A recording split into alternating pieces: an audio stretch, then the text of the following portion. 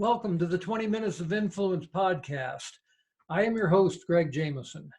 This is Season 2, episode number 6. Now, in the previous episodes, we have talked about various things of getting people to find your website, getting people to click on your website, getting people to stay on your website, getting repeat visitors.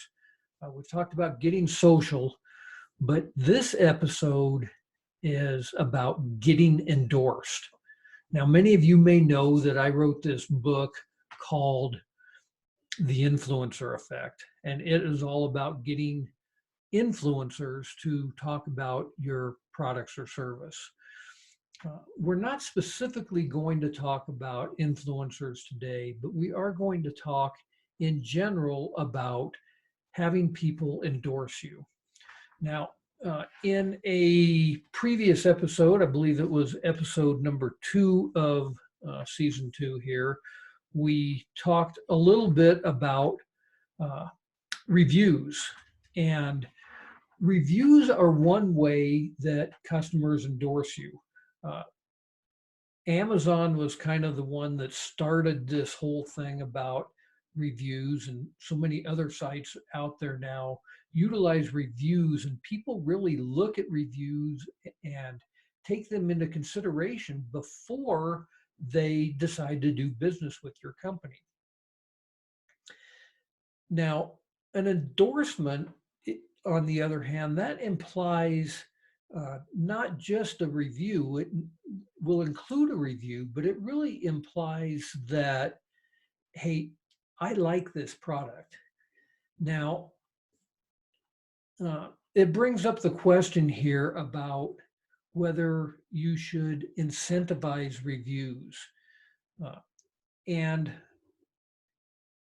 you know, Facebook and Google and all these review sites, Yelp, will basically tell you that they don't allow incentivized reviews. And in fact, if you are caught paying for a review, they will take your account down and wipe you off the face of the earth type thing.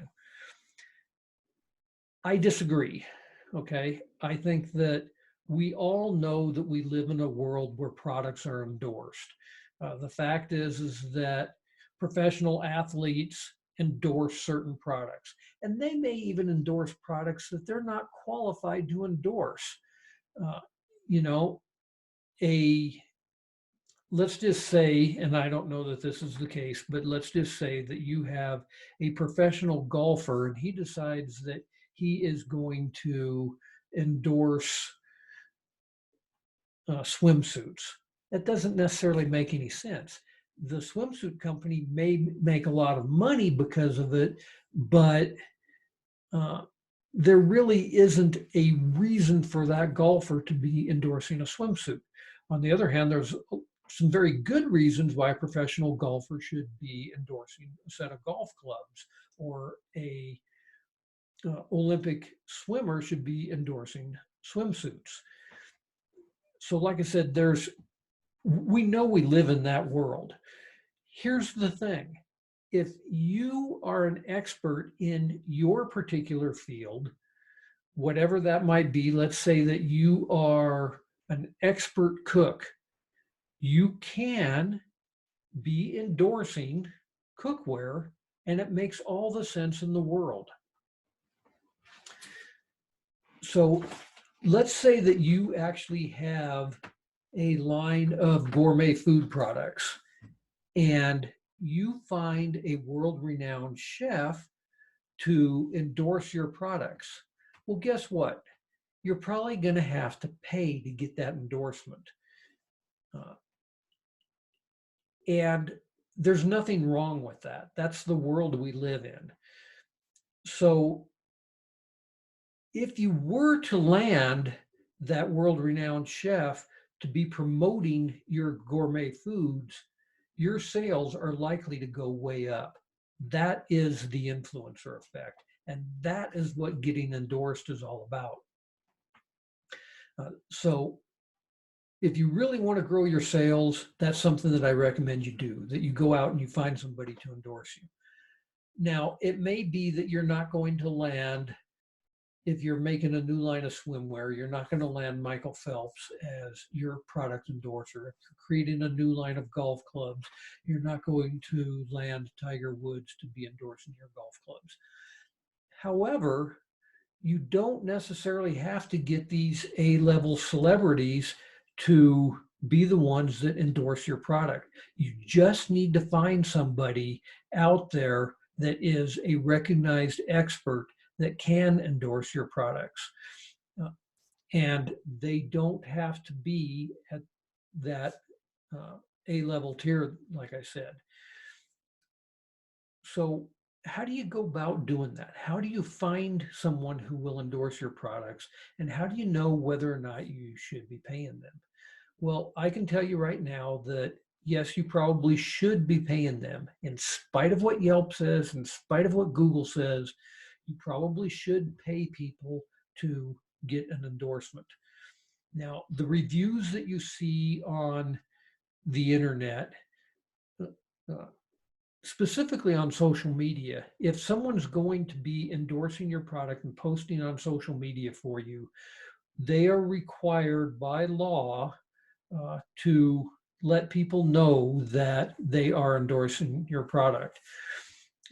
When you are working with one of these A-level celebrities, it's probably somewhat implied that Michael Phelps is not going to be endorsing a swimming suit unless he's getting paid for it. It may be less clear that your local restaurant owner is getting paid to endorse your line of cookware. So he needs to basically, in order to keep in line with the laws out there, he needs to be telling people, yes, I got paid to make this product endorsement. But the thing that having an endorsement can do for you is that it will build your credibility instantly. And as a result, it greatly improves the know, like, and trust factor. Let's say that this local chef is endorsing your food. Because he is endorsing it, people will, in fact, say, you know what? If it's good enough for him, it's good enough for me. And therefore, I'm going to buy this product. Even if it's not something in their consciousness, at the subconscious level, it does make a difference. So getting endorsed will help to build that know, like, and trust factor. The other thing that it will do, depending upon how you have it structured, is you can set up a joint venture arrangement with these people or an affiliate type of an arrangement with them. So if they endorse your product, somebody buys your product as a result of that endorsement, they now get a kickback. And as a result of that, they are willing to actually share their expertise, their celebrity status, if you will, with their social media contacts and perhaps even with their email list. That is a great way to grow your own list. So you're piggybacking off of others' success to grow your list. And that is why getting endorsed is so important, is so that you can really grow your own list. That's what I've got for today's episode. It's really important that you go out there, you find someone to endorse your products or services, and it will help you to grow your list. If you have found this information to be of value at all, I would greatly appreciate it if you would subscribe to this podcast. If you haven't already, just go to Apple Podcasts or iTunes or wherever you might consume your podcast, hit the subscribe button, and then please leave a nice positive review for us so that others can find this podcast as well. In fact, share this podcast with others. We talked here about endorsements today.